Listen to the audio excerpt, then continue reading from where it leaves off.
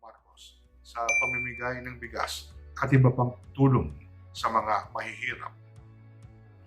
Milyon-milyong piso na daw ang ipinalabas ni Norman Mangusin, ang kanyang tunay na pangalan, sa pinimigay na bigas at iba pang tulong sa iba't ibang lugar. Hayaan ko lang daw muna si Norman Mangusin sa kanyang charitable activities. Kahit anuman daw ang kanyang pagkatao at kahit saan man daw nanggaling ang pera na ginagasto niya, ang mahalaga daw ay nakakatulong si Norman Mangusin sa panahon na ito. You have to give it to Norman Mangusin. Mukhang na perfect niya ang modus operandi sa kanyang pangbudol-budol. Marami talaga ang naniwala na siya ay isang bilyonaryo at tumutulong sa panahon ng krisis. Marami ang bilib na bilib sa kanya. Natulala at humahanga sa kanya. Hindi nila namamalayan na piniperahan sila ng isang scam artist. At sa kanyang pinakabagong racket sa panahon ng COVID-19, nagagawa niya yung tinatawag sa wikang Ingles na hitting two birds with one stone.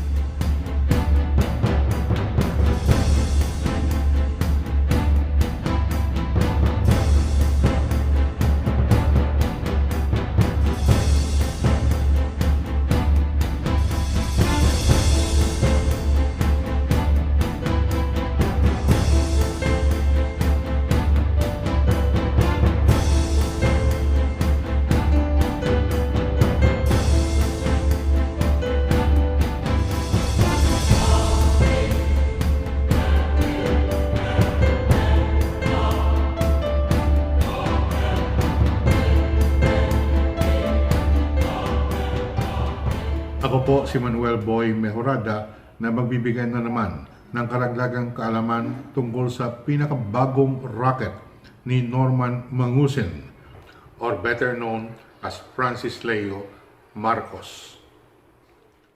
Sa dami ng mga nabibiktima ng mga budol-budol katulad niya, kailangan isiwalat natin ang mga katangian ng mga con artist o scammer upang mabigyan tayong lahat ng sapat na kaalaman to protect ourselves.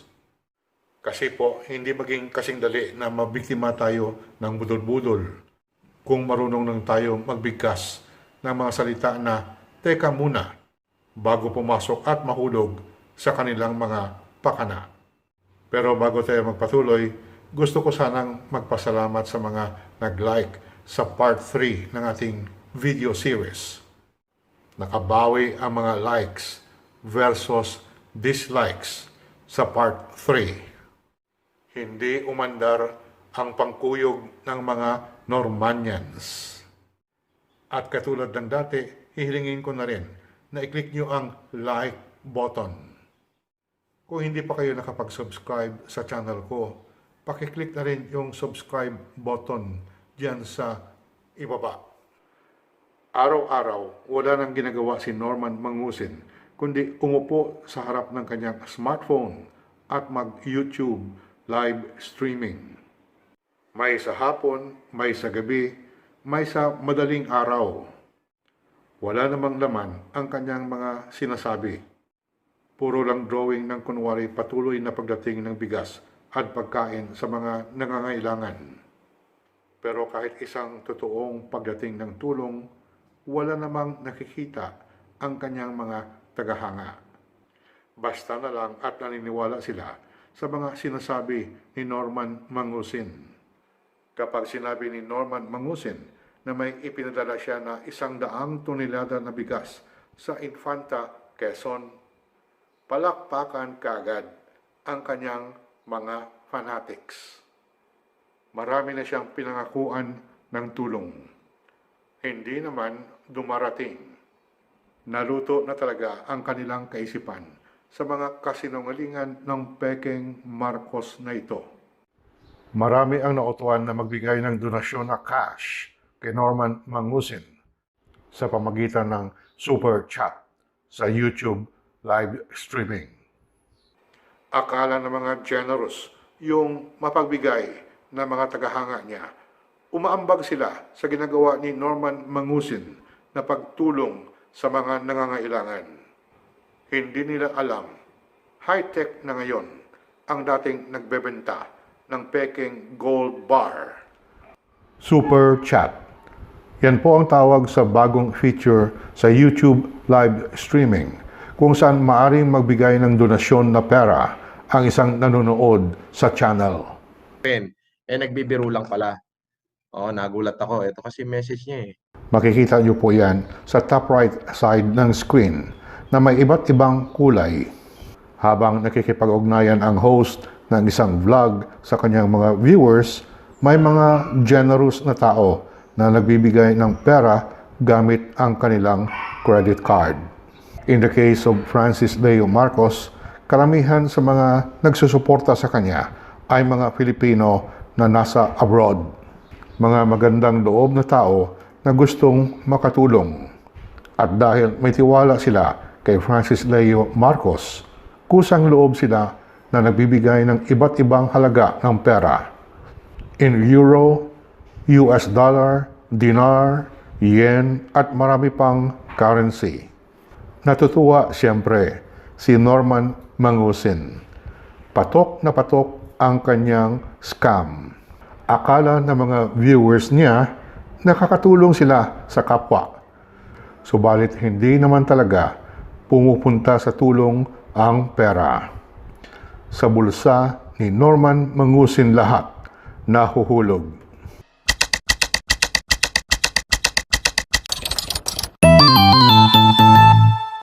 Ito po ang dahilan kung bakit hindi ko pwedeng maghintay hanggang matapos ang krisis upang ibulgar ito. Nangyayari na ang scam mula pa noong isang buwan. Dito niya kinokolekta ang pera ng mga naniniwala sa kanya. Katulad ng sinabi ni Professor Maria Konnikova ng Harvard University, hindi niya lantaran na ninanakaw ang pera ng kanyang mga biktima. Binibigay nila ito ng kusang loob. High-tech na ngayon ang pangbudol-budol ni Norman Mangusin. Makikita nyo na hindi naman gaano kalaki ang bawat donasyon.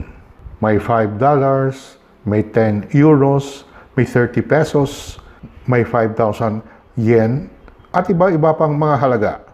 Kung sa peso, it ranges from 50 pesos to 1,000 pesos each. Paminsan-minsan, may pumapasok na mas malaking halaga. Magaan para sa mga nagdodonasyon. Hindi masakit sa bulsa. Iniisip nila na maliit lang naman na halaga. Pero malayo ang marating sa pagtutulong. Yun ang nasa isip nila. Sa bawat live stream ni Norman Mangusin, let's say na makakolekt lang siya ng average of 100 pesos mula sa 500 tao. Meron na siya kaagad ng 50,000 piso, 50,000 pesos. Napakadali magpera, di ba? Ito ang dahilan kung bakit ilang beses bawat araw na nagla-live streaming si Norman Mangusin. Tinatiming niya sa iba't ibang time zones sa buong mundo. Target niya kasi ang mga Pilipino na nasa ibang bansa, sa Amerika, sa Europa, sa Middle East, at kahit na sa Asia.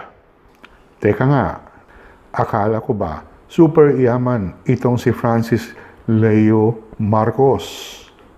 At sinabi niya na hindi niya kailangan ang donasyon ng pera bilang ambag sa kanyang pagtutulong. Para sa isang bilyonaryo, barya lang ang pera na nakokolekta niya sa bawat live chat. Hindi ba kayo nagtataka kung bakit binibigyan ng malaking panahon ni FLM ang magawa ng live chat bawat araw? Wala namang siyang sinasabi kundi daldal at magyabang ng magyabang. Inaaliw niya lang ang kanyang mga viewers.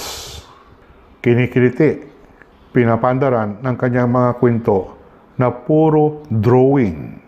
Kung sa wikang Ingles, tall tales. In fairness to Francis Leo Marcos, effective yung brand marketing niya. Yan ang tawag sa advertising, brand marketing.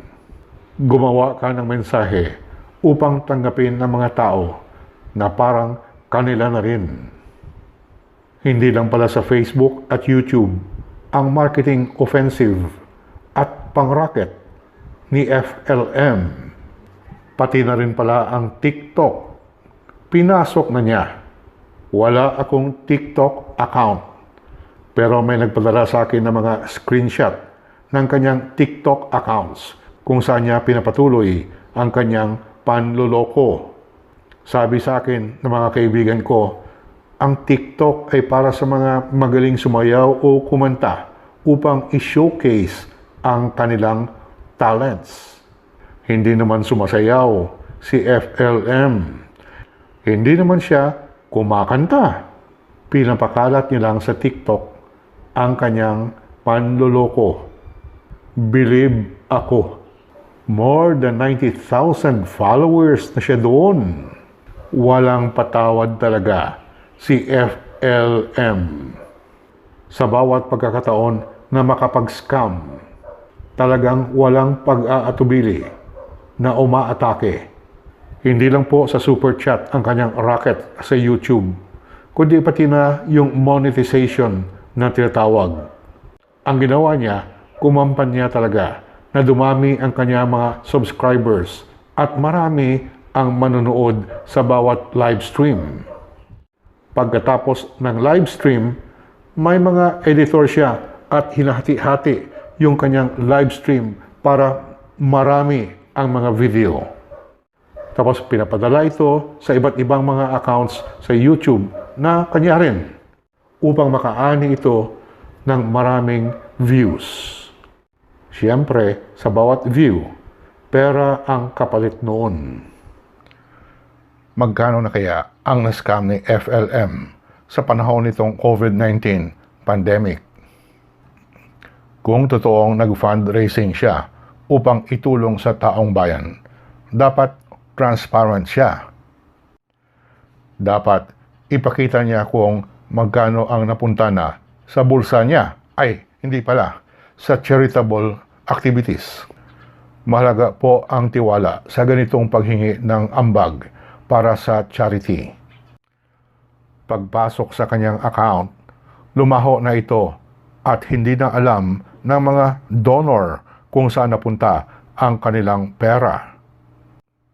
Hindi na nila alam kung nakarating talaga ito sa mga nangangailangan. Unti-unti po na lumalabas na puro empty promise itong ginagawa ni Norman Mangusin. Katulad po sa Barangay Santo Domingo sa Quezon City. Pinabula ni Norman Mangusin na nagpa-deliver siya ng isang truck ng bigas para sa Barangay Santo Domingo. Naniwala naman ang mga residente. Kaya kinailangan pa na magpalabas ang barangay officials ng isang clarification na may dumating nga na isang truck na bigas sa barangay. Pero hindi ito galing kay Francis Leo Marcos, kundi galing sa isang foundation ng Filipino-Chinese family. Nabisto na naman si Francis Leo Marcos. Diyan lang magaling si FLM ang pag-angkin ng hindi sa kanya. Bakit po napakaraming scam na hindi nare-report?